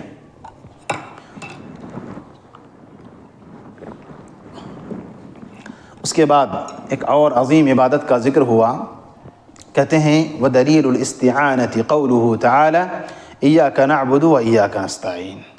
استعانہ یعنی مدد طلب کرنا، مدد طلب کرنا، کہتے ہیں کہ یہ بہت بڑی عبادت ہے۔ اس لیے ابن تیمیہ رحمہ اللہ کہتے ہیں کہ سورہ فاتحہ پورے قرآن کا خلاصہ ہے، اور سورہ فاتحہ کا خلاصہ یہی آیت ہے إِيَّاكَ نَعْبُدُ وَإِيَّاكَ نَسْتَعِينُ، کہ اللہ ہم تیری ہی عبادت کرتے ہیں اور تجھ ہی سے مدد طلب کرتے ہیں۔ تو استعانت کا معنی کیا ہوگا؟ مدد طلب کرنا۔ گویا کہ ظاہر ہے مدد طلب کرنا اس کی بھی مختلف شکلیں ہوں گی، بعض شکلیں عبادت ہوں گی، بعض شکلیں شرک ہوں گی، اور ایک شبہ جو ہمارے اور آپ کے سامنے پیش کیا جاتا ہے جب ہم یہ کہتے ہیں کہ اللہ سے ہی مدد طلب کرو، تو بعض لوگ کیا بولتے ہیں، پھر آپ لوگوں سے کیوں مدد طلب کرتے ہیں؟ جب آپ پریشانی میں ہوتے ہیں تو آپ لوگوں سے کیوں مدد طلب کرتے ہیں؟ باپ سے پیسے کیوں مانگتے ہیں؟ بیوی سے کھانا پکانے کیوں بولتے ہیں؟ یہ سب تو مدد ہی ہے نا۔ اس کا بھی جواب آئے گا بھی۔ کہا کہ استعانت یعنی مدد طلب کرنا، اس کی مختلف صورتیں ہیں۔ پہلی صورت کیا ہے؟ اللہ سے مدد طلب کرنا، اور یہ کیا ہے؟ عبادت ہے۔ اللہ سے مدد طلب کرنا یہ عبادت ہے، اور اسی عبادت کا ہم اقرار جب بھی ہم سورہ فاتحہ پڑھتے ہیں تو ہم اس آیت کے ذریعے سے یہ اقرار کرتے ہیں کہ اللہ ہم تجھ ہی سے مدد طلب کرتے ہیں، کسی اور سے نہیں۔ گویا کہ تمام امور مکمل عاجزی اور انکساری کے ساتھ اللہ تعالیٰ سے مدد طلب کرنا کیا ہے؟ یہ عبادت ہے، عاجزی اور انکساری کے ساتھ، یعنی جھک کر کے۔ ظاہر مدد طلب کرنے والا کیسا ہوتا ہے؟ شان سے تو مدد نہیں طلب کرتا ہے نا۔ گویا کہ اپنے آپ کو جتنا عاجزی اور انکساری والی کیفیت پیدا کر سکتے ہیں اللہ سے مدد طلب کرتے وقت، اتنا زیادہ ہمارے لیے بہتر ہے، کیونکہ اللہ کے سامنے اللہ کا در کا جو جتنا بڑا بھکاری ہوگا وہ اللہ کے نزدیک سب سے بڑا محبوب ہے۔ تو ہمیں جھکنا ہے تو صرف اللہ کے سامنے، مدد طلب کرنا ہے تو صرف اللہ کے سامنے، اور اسی کا ہم اقرار کرتے ہیں ایاک نستعین، اے اللہ ہم تجھی سے مدد طلب کرتے ہیں۔ دوسری صورت اچھا، دوسری صورت کہا کہ ایسے امور میں زندہ مخلوق سے مدد طلب کرنا جس پر وہ قادر ہو. مثلا کچھ معاملات ہیں جس میں ایک دوسرے سے مدد طلب کرتے ہیں، تو کیا ہے، اور وہ آدمی سامنے والا حاضر ہے، ابھی ہماری بات سن رہا ہے، ہم اس کو کہہ رہے ہیں کہ بھائی مجھے مثلا 5,000 روپے کی ضرورت ہے، آپ سے ہم تعاون مانگ رہے ہیں، تو جائز ہے کیونکہ وہ دے سکتا ہے. ٹھیک ہے، تو یہ جائز والی صورت ہے جس کے بارے میں اللہ نے اس کا حکم بھی دیا ہے. کہا وَتَعَاوَنُوا عَلَى الْبِرِّ وَالتَّقْوَىٰ، نیکی کے کام میں کیا کرو، لوگوں کی مدد کرو. تو یہ تعاون کے باب سے ہے، جو آپس میں ہم اور آپ ایک دوسرے کی مدد کرتے ہیں، تعاون کرتے ہیں، یہ جائز ہے. پھر یہ نہ کہا جائے کہ یہ جائز کیسے ہو گیا. اس لیے جائز ہوا کہ اللہ رب العالمین نے اسے جائز قرار دیا ہے، کیونکہ نیکی کے کام میں ایک دوسرے کا تعاون کرو. وہیں پر اگر ہم کسی سے کسی برائی کے بارے میں تعاون مانگیں تو یہ مانگنا بھی جائز نہیں ہے اور ان کو تعاون کرنا بھی جائز نہیں ہے. لیکن جائز چیز ہو، استعمالات کی چیز ہو، ضرورت ہو تو پھر جائز ہے. تیسری صورت کہا کہ ایک آدمی مدد طلب کر رہا ہے، کس سے، ایسے مردہ آدمی سے جو مردہ ہے، یا ایسے زندہ آدمی سے. کیا مدد طلب کر رہا ہے، کسی غیبی چیز کے بارے میں مدد طلب کر رہا ہے. مثلا ایک آدمی یا تو کسی مردے کے پاس جائے اور کہے کہ ہماری بیماری دور کر دو، ہماری پریشانی دور کر دو. یا یہ کہ کسی ایسے زندہ آدمی سے، مثلا کوئی کسی کا درگاہ کہیں اور ہے، دربار کہیں اور لگتا ہے، یہیں سے ہم کہہ رہے ہیں بلا موبائل کے کسی واسطے کے نہیں، کیونکہ وہ تو سب کچھ سنتے ہیں، یہ عقیدہ رہتا ہے نا کہ وہ تو سب کچھ سنتے ہیں. یہیں سے ہم پکار لگاتے ہیں کوئی کہ فلاں میری پریشانی ہے، میری مدد کرو اس میں. اس طرح کی چیزیں، یہ نوعیت کیا ہے، شرک ہے. کیونکہ ایک تو یہ ہے کہ مردہ آدمی جس کو پکارا گیا، اس کے تعلق سے عقیدہ رکھا گیا اس میں کہ وہ ہماری، ظاہر پکار رہے ہیں، اس کا کیا مطلب، وہ سنتا ہے، مدد کرتا ہے نا. جو دور میں ہے وہ بھی سنتا ہے، مدد کرتا ہے، یعنی عالم الغیب ہے، اور اس کو یعنی وہ اس کا سننا اس طرح ہے جس طرح اللہ کا سننا ہے. اللہ ہر جگہ سے ہر ایک کی پکار کو سنتا ہے، جو جہاں سے پکارے، جس طرح سے پکارے اللہ سنتا ہے. اس کے اندر بھی یہی کیپیسٹی ہے اور کوالٹی ہے. لہٰذا گویا کہ اس کو الہ کا درجہ دے دیا گیا. یہ کیفیت کیا ہے، شرک ہے، اس سے لوگوں کو بچنا چاہیے. اس کے بعد چوتھی صورت ہے جیسے ایسے اعمال سے مدد طلب کرنا. بعض اعمال ہیں جس کے ذریعے سے مدد طلب کرنا. مثلا اللہ تعالیٰ نے کہا استعینوا بالصبر والصلاۃ، میری مدد طلب کرو صبر اور نماز کے ذریعے سے. یعنی اللہ تعالیٰ سے ہم مدد طلب کر سکتے ہیں نماز پڑھ کر کے، صبر کر کے وغیرہ. دیکھیے ایاک نعبد و ایاک نستعین، یہ نہایت ہی عظیم کلمہ ہے. کہا کہ ایاک نعبد میں اور ایاک نستعین، اس میں دو عظیم بیماریوں کا علاج ہے. دو بیماری کیا ہے جو انسان کو لگتی ہے، ریاکاری ایک بیماری ہے، اور تکبر دوسری بیماری ہے. ان دونوں کا علاج کہتے ہیں کہ اسی آیت کے اندر موجود ہے. کیسے ہے؟ کہتے ہیں ایاک نعبد میں کیا کہتے ہیں ہم، اے اللہ ہم تیری ہی عبادت کرتے ہیں. ریاکار آدمی کیا کرتا ہے، کسی کو دکھانے کے لیے کرتا ہے، عبادت کرتا ہے تو کسی کو دکھانے کے لیے. لہٰذا جو یہ سورہ فاتحہ مثلا ایک آدمی نماز پڑھ رہا ہے، مقصد کیا ہے کہ لوگ ہمیں نمازی کہیں، تو یا تو اپنی نماز میں وہ جھوٹا ہے یا وہ اقرار میں جھوٹا ہے. اقرار کر رہا ہے کہ اللہ ہم تیری ہی عبادت کر رہے ہیں، دوسری طرف اس کا معاملہ کیا ہے، ریاکاری ہے، ریاکاری کر رہا ہے، تو وہ اس اقرار میں جھوٹا ہے. لہٰذا ایک آدمی جب یہ آیت پڑھے تو سنبھل کر کے پڑھے کہ اے اللہ ہم تیری ہی عبادت کر رہے ہیں. یہ ہم زبان سے اقرار کر رہے ہیں، عمل کسی کو دکھانے کا ہے تو جلدی سے علاج کرے اس کا. کیونکہ ایک آدمی جو یہ اقرار کر رہا ہے وہ ریاکار نہیں ہو سکتا ہے. اگر وہ اقرار میں سچا ہے تو وہ ریاکار نہیں ہو سکتا ہے. لہٰذا ریاکاری کا علاج اس میں ہے، کیونکہ ہم اس میں اللہ کی عبادت کا اقرار کر رہے ہیں. لہذا اسے مخلص ہونا چاہیے، جس طرح وہ اقرار کر رہا ہے اسی طرح اس کا عمل بھی ہونا چاہیے۔ اور تکبر کا علاج کس طرح سے ہے؟ ہم کیا کہتے ہیں؟ وَإِيَّاكَ نَسْتَعِينُ، اے اللہ ہم تیری ہی مدد طلب کرتے ہیں۔ تو تکبر کا علاج ہے اس میں، اس طور پر کہ جو یہ کہتا ہے کہ اللہ میں تجھ ہی سے مدد طلب کرتا ہوں، گویا وہ اپنی کمزوری اور بے بسی کا اظہار کر رہا ہے وہ، اور ایک کمزور اور بے بس آدمی تکبر کرے اس کے لیے شوبھا نہیں دیتا اور وہ ہو ہی نہیں سکتا ہے۔ لہٰذا جس کی کیفیت یہ ہو، ظاہر مدد طلب کر رہا ہے، بھیک مانگ رہا ہے وہ اللہ تعالیٰ سے، اللہ ہم تیرے مدد کے بغیر ہم کچھ نہیں کر سکتے ہیں، تو آدمی متکبر نہیں ہو سکتا ہے۔ لہٰذا اس کے باوجود بھی اگر اس کے اندر تکبر کا مادہ ہے تو اسے اس آیت پر غور کرنا چاہیے کہ ہم تو اللہ کے سامنے کچھ بھی نہیں، اللہ کے سامنے ہم ہمیشہ بھیک مانگ رہے ہیں، اللہ کے سامنے ہم اپنے آپ کو کمزور بنا کے پیش کر رہے ہیں، پھر تکبر کس معنی کا؟ لہذا اس کا بھی علاج ہے۔ اور کہا کہ ایاک نعبد میں لا الہ الا اللہ کی تحقیق کا مظہر ہے۔ ہمارا یہ پورا دین لا الہ الا اللہ پر گھوم رہا ہے اور اسی کا ہم اقرار کر رہے ہیں ایاک نعبد میں، کہ اللہ ہم تیری ہی عبادت کرتے ہیں۔ اور لا الہ الا اللہ میں کیا کہا گیا؟ اللہ کے علاوہ کوئی برحق معبود نہیں ہے جو عبادت کے لائق ہے۔ اور ایاک نستعین میں کہا کہ لا حول ولا قوت الا باللہ، اس کی تحقیق کا مظہر ہے، کیونکہ یہ کلمہ استعانہ ہے، مدد طلب کرنے والا کلمہ ہے، لا حول ولا قوت الا باللہ۔ اس کا معنی کیا ہے؟ اے اللہ ہمارے پاس کوئی طاقت نہیں ہے، کوئی قوت نہیں ہے سوائے جو تو ہمیں دے دے۔ لہٰذا یہ کلمہ استعانت ہے، مدد طلب کرنے والا کلمہ ہے، اور اسی کو جنت کا خزانہ کہا گیا ہے۔ اس لیے ہمیں چاہیے کہ اس کلمے کو زیادہ سے زیادہ کہیں، اور اس وقت یہ ہمارے دل میں ہو کہ ہم اللہ سے مدد طلب کر رہے ہیں، لا حول ولا قوت الا باللہ، یعنی ہم اللہ سے مدد طلب کر رہے ہیں۔ اور یہ اتنی عظیم عبادت ہے کہ اللہ کے رسول صلی اللہ علیہ وسلم نے ہمیں تعلیم دی کہ بچوں کی تربیت ہمیں اسی طرح سے کرنی چاہیے۔ چنانچہ نبی کریم صلی اللہ علیہ وسلم نے فرمایا، یا غلام، اے بچے میں تمہیں کچھ کلمات سکھاؤں گا، احفظ اللہ یحفظک، کہ تم اللہ کی حفاظت کرو، یعنی اللہ کے دین کی حفاظت کرو، اللہ تمہاری حفاظت کرے گا۔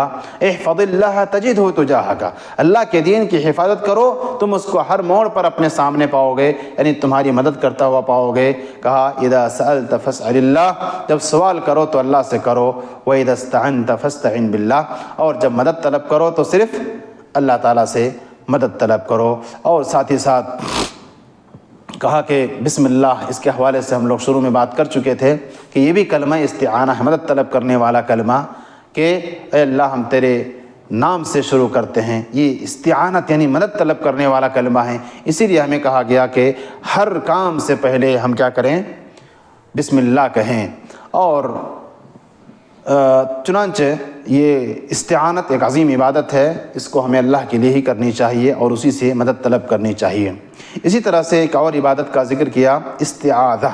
استعاذہ کا مطلب ہوتا ہے پناہ طلب کرنا، استعاذہ یعنی پناہ طلب کرنا۔ اور ایک ہوتا ہے اس کے بعد ایک عبادت آئے گی، استغاثہ۔ استغاثہ اس کا معنی ہوگا کہ مصیبت کو دور کرنا، مصیبت کو دور کرنے کے لیے طلب کرنا۔ تو آپ دیکھیں گے ان دونوں عبادتوں میں لوگوں کے یہاں انحراف پایا جاتا ہے۔ استعاذہ کیا ہے؟ اللہ کی پناہ طلب کرنا، کہ اللہ ہم تیری پناہ میں آتے ہیں، اللہ ہم تیری پناہ میں آتے ہیں تو ہمیں بچا لے، کس چیز سے؟ دنیا کے تمام قسم کے شر سے۔ اسی لیے اس کو اگر سمجھنا ہے تو آپ پڑھیں قل اعوذ برب الناس اور قل اعوذ برب الفلق۔ ان دونوں صورتوں کو معوذتین کہا جاتا ہے، یعنی پناہ مانگی جانے والی صورت۔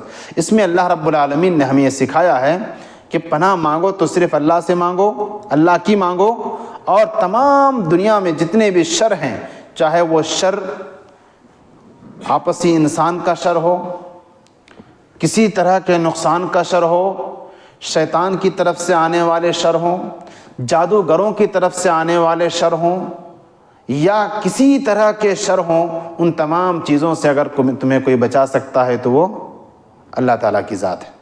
استعاذہ میں ایک چیز ہے، مصیبت کے آنے سے پہلے آدمی جو تدبیر اپناتا ہے بچنے کے لیے، اس کو استعاذہ کہتے ہیں۔ بہت سارے لوگوں کو آپ دیکھیں گے کیا کرتے ہیں؟ ہاتھ میں تعویذ لگاتے ہیں، گلے میں تعویذ پہنتے ہیں. کیوں؟ تاکہ کسی کی نظر نہ لگے اور جادوگر حملہ نہ کر سکے، جادوگروں کا جادو اثر نہ کر سکے. ان تمام چیزوں سے بچنے کے لیے تعویذ لگاتے ہیں. شریعت کیا کہتی ہے؟ اسی طرح سے آپ دیکھیں گے کہ بہت ساری مائیں اپنے بچوں کے یا تو گال میں یا پیشانی میں کالا ٹیکا لگاتے ہیں، کاجل کا. پتہ ہے کیوں لگاتے ہیں؟ نظر بد سے بچنے کے لیے.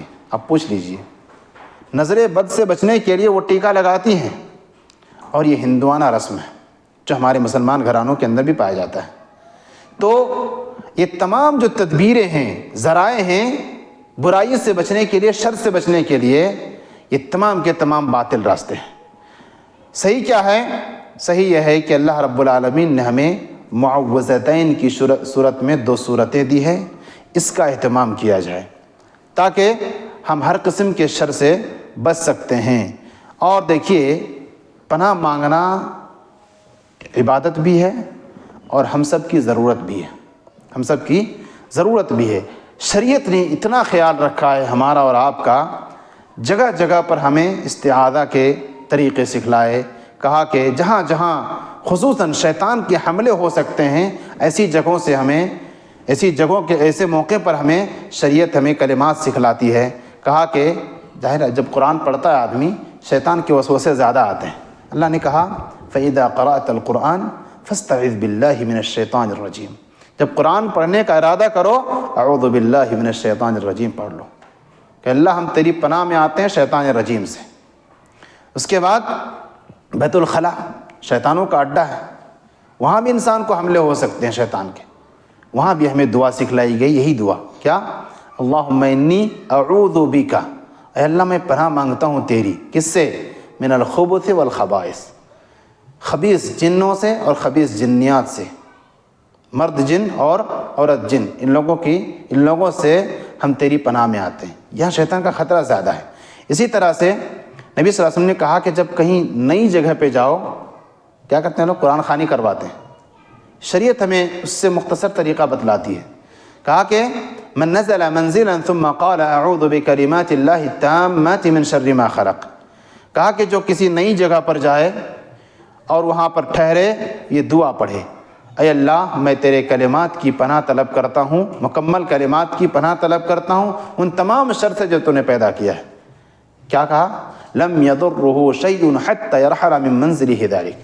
وہاں سے جب تک وہ منتقل نہیں ہو جاتا ہے، اس جگہ میں اسے کوئی چیز نقصان نہیں پہنچا سکتی ہے. یہ سب طریقے بتلائے گئے، کیونکہ ہو سکتا ہے جہاں آپ ٹھہریں گے وہ شیطانوں کی جگہ ہو، شیطانوں کا اڈا ہو. یہ دعا پڑھ لیجئے، محفوظ رہ جائیں گے. یہ شریعت نے ہمیں رہنمائی کی ہے. اسی طرح سے بچوں پر شیطان کے بہت زیادہ اثرات ہوتے ہیں، ان کے آثار ہوتے ہیں. لہٰذا وہاں پر بھی ہمیں یہ سکھلایا گیا. نبی صلی اللہ علیہ وسلم حسن اور حسین کو یہ دعا پڑھ کر کے دم کرتے تھے، اعوذ بکلمات اللہ التامۃ من کل شیطان وہامہ ومن کل عین لامہ. یہ ساری دعائیں ہیں جو ہمیں یہ بتلاتی ہیں کہ یہ سارے طریقے ہیں ان تمام شر سے بچنے کے، نہ کہ تعویذ گنڈے لگانا یا اسی طرح سے مختلف صورتیں جو ہے نا لوگوں کے یہاں پائی جاتی ہیں، جیسے تعویذ پہننا، دھاگے باندھنا. اسی طرح سے کچھ لوگ خاص قسم کے پتھر والے انگوٹھی پہنتے ہیں مصیبت نہ آنے کے لیے، مصیبت سے بچنے کے لیے. اسی طرح سے گھر کے کونے میں بسا اوقات دیکھیں گے یعنی چپل لٹکا دیتے ہیں تاکہ نظر نہ لگے گھر میں. یا اسی طرح سے گاڑیوں کو حادثات سے بچانے کے لیے دیکھیں گے آپ جوتے، پھٹے ہوئے جوتے جو ہے نا لٹکا دیتے ہیں لوگ نظروں سے بچنے کے لیے. بہت سارے مسلمان بھی کرتے ہیں. آپ کو لگتا ہے کہ صرف غیر مسلم کا معاملہ نہیں، مسلمانوں کے یہاں بھی یہ ساری چیزیں پائی جاتی ہیں. اسی طرح سے نظر بد سے بچنے کے لیے بچوں کے گال میں یا پیشانی میں ٹیکے لگانا. اسی طرح سے جانوروں کو نظر بد سے بچانے کے لیے ان کے گلے میں کالے دھاگے باندھنا وغیرہ. یعنی چاہے آپ انسانوں پہ کریں، بچوں پہ کریں، اپنے اوپر کریں، گھر پر کریں، اپنے کاروبار پر کریں یا کسی جانور پر بھی کریں، اگر اس طرح کے کام تو وہ شرک قرار پائیں گے اور اس کے وہ مجرم ہوں گے. لہٰذا ایسی چیزوں سے بچنا چاہیے. اور جو صحیح طریقہ ہے اسے اپنانا چاہیے۔ اسی طرح سے استغاثہ ایک عبادت ہے جس کے تعلق سے کہا کہ استغاثہ یعنی غوث کا معنی ہوتا ہے بچانا، اسی لیے لوگ کیا کرتے ہیں، یا غوث المدد کہتے ہیں، یا غوث المدد کہتے ہیں، یعنی اے غوث ہمیں بچا لے، مدد کر ہماری۔ تو کہا کہ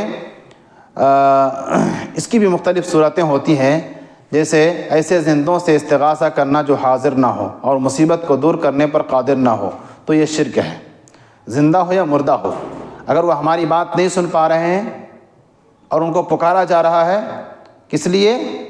استعاذہ کے بارے میں ہم نے بتایا مصیبت کے آنے سے پہلے یہ سب تدبیر کی جاتی ہے تاکہ مصیبت نہ آئے۔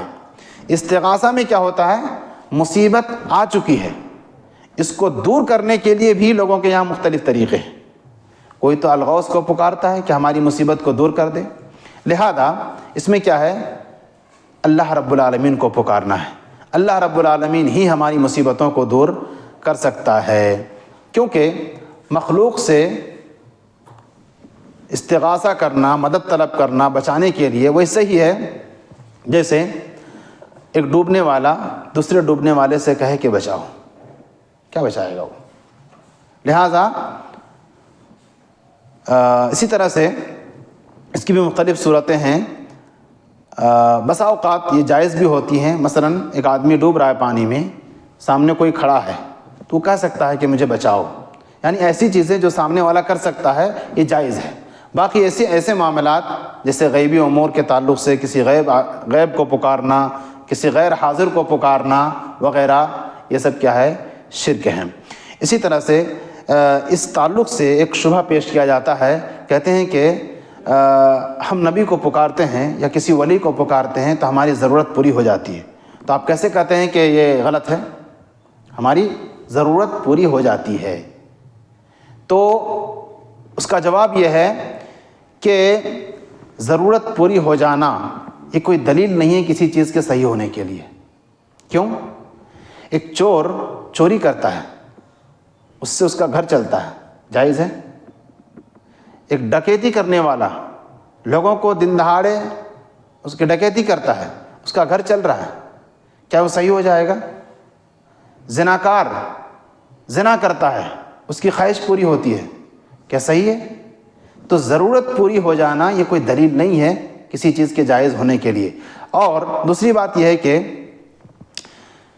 یہ کس نے کہا کہ ان کی ضرورت ان کو پکارنے سے پوری ہوتی ہے، یہ بھی کنفرم نہیں ہے۔ گویا کہ یہ ضرورت کا پورا ہو جانا یہ کسی چیز کے جائز ہونے کے لیے کوئی دلیل نہیں ہے۔ اسی طرح سے ذبح کے تعلق سے ذبح چونکہ ایک عبادت ہے جو اللہ کے لیے ہونی چاہیے، کہا کہ یہ ایک فعلی عبادت ہے، اس کی بھی چند صورتیں ہیں، مثلا اللہ کے لیے ذبح کرنا، اللہ کے نام پر اللہ کے لیے ذبح کرنا، یہ کیا ہے؟ عبادت ہے، یہ عبادت ہے، اور اسی کا تذکرہ اس آیت کے اندر ہے، قل ان صلاتی و نسکی و محیاي و مماتی للہ رب العالمین، کہ میری نماز، میری قربانی، میرا جینا، میرا مرنا سب اللہ کے لیے ہے۔ تو اللہ کے نام پر اللہ کے لیے یعنی اللہ کا تقرب حاصل کرنے کے لیے جیسا کہ ہم قربانی کرتے ہیں تو یہ عبادت ہے۔ یہ کیفیت یعنی مثلا کوئی کسی ولی کے نام پر ذبح کر رہا ہے اس کا تقرب حاصل کرنے کے لیے، قریب ہونے کے لیے، تو یہ شرک ہے۔ کہا کہ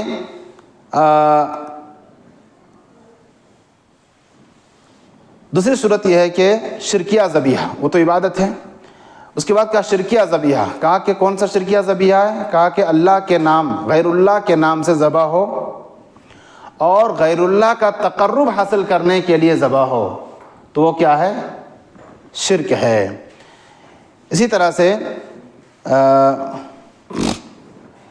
اور ایک بات اس میں یاد رکھیں کہ وہ جو ذبح ہونے والے جانور یا قربانی کی جانے والی جانور ضروری نہیں ہے کہ وہ بڑا جانور ہو تبھی یہ شرک ہوگا، چھوٹے چھوٹے جانوروں میں بھی یہ ہو سکتا ہے، جیسا کہ ایک حدیث کے اندر ہے کہ ایک آدمی ایک مکھی کی وجہ سے جہنم چلا گیا اور ایک مکھی کی وجہ سے ایک آدمی جنت چلا گیا۔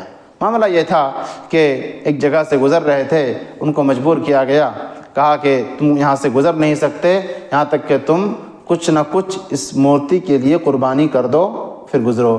ایک نے جان بچانے کے لیے کیا کیا، ایک مکھی مارا اور دے دیا، کہا کہ فدخل النار، وہ جہنم میں داخل ہو گیا۔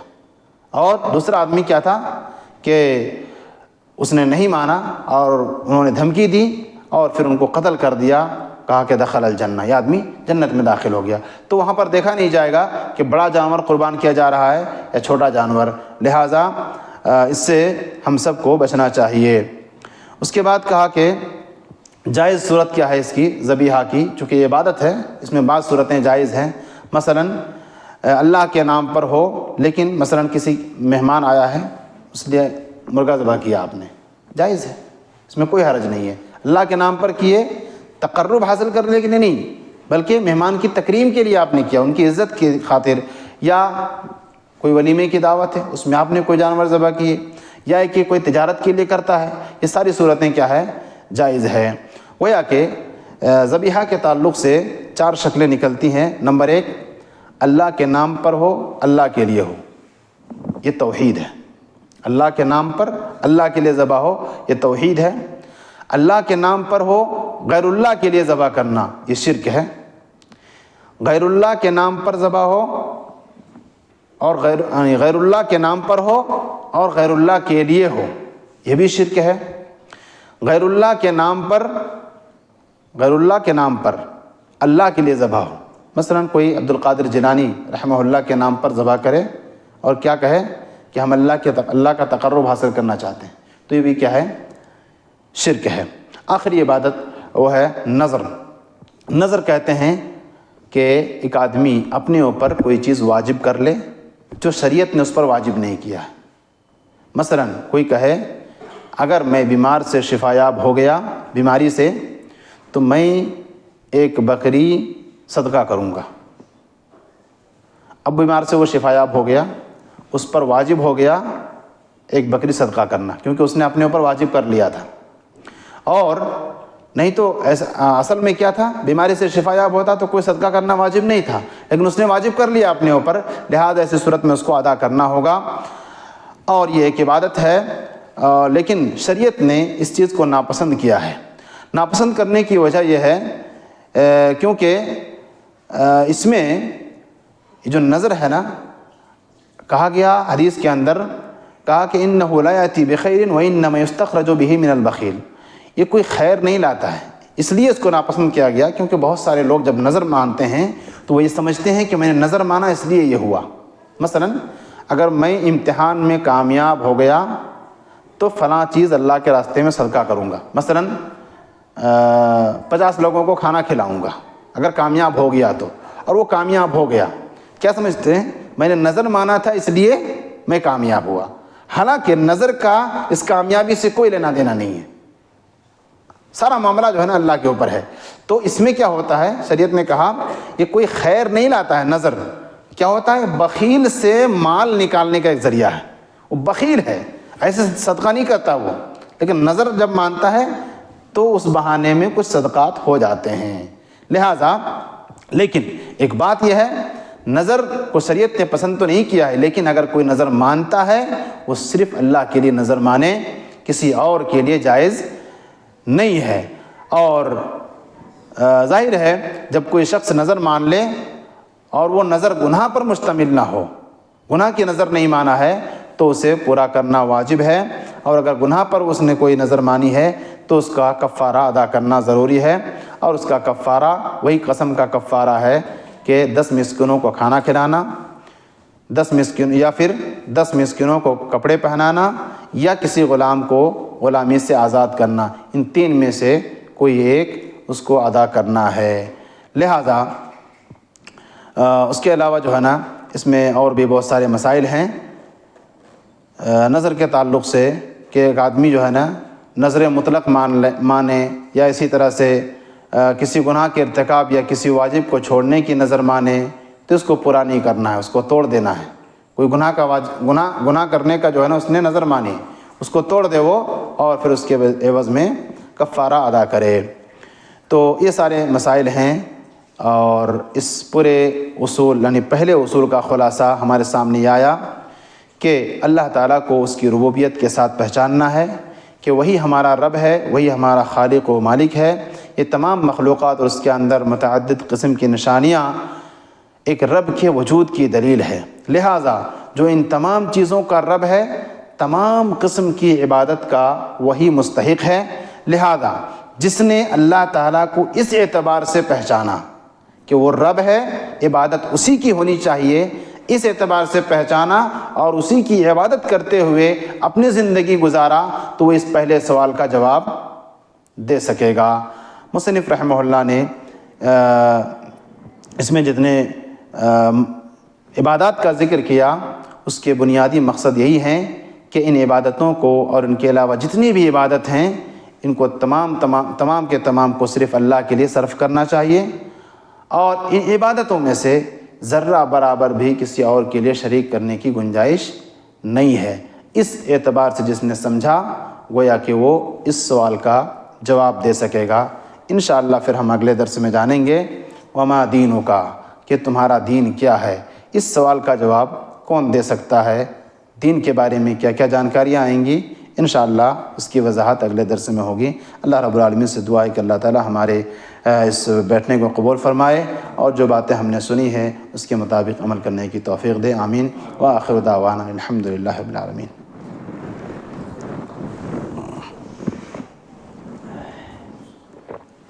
روزے کی نظر مان لیے تو اس کو ادا کریں گے کیونکہ یہ عبادت ہے۔ جی